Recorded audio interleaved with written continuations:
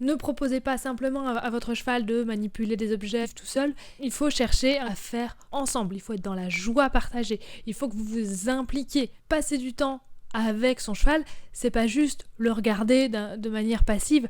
Voilà, s'intéresser, mettre de la joie, en déduire des choses pour avancer ensemble. C'est vraiment s'impliquer à 100%. Et c'est un travail aussi compliqué que si vous allez sauter votre obstacle, etc. Ça demande que votre cerveau soit 100% là, dans l'instant présent également. Par exemple, quand on est comme ça dans la manipulation d'objets, on peut en profiter pour apprendre des nouvelles choses à notre cheval dans la joie. Comme je vous disais, être opportuniste.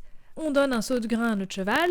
Beaucoup de chevaux aiment beaucoup chipoter avec leur seau une fois que la nourriture est terminée.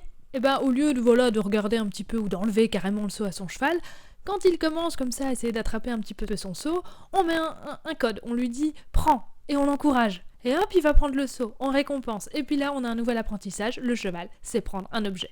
Alors au début, c'est avec le seau, et c'est parce que vous allez mettre beaucoup de joie, moi c'est toujours comme ça que j'ai appris avec mes chevaux, c'est parce que j'ai mis beaucoup de joie autour de ce petit jeu que le cheval avait tendance à faire de lui-même, que je l'ai encouragé, et qu'il y a eu beaucoup de joie avec le cheval, s'en est souvenu qu'autour de ce mot prendre et d'attraper le seau, c'était très très chouette, et que moi j'étais très heureuse, et que du coup lui aussi il se disait il y a plein d'émotions positives quand on fait ça, c'est une explosion de joie, c'est Noël, et du coup après on a pu le transposer très facilement à d'autres objets, parce que le cheval a aimé ça.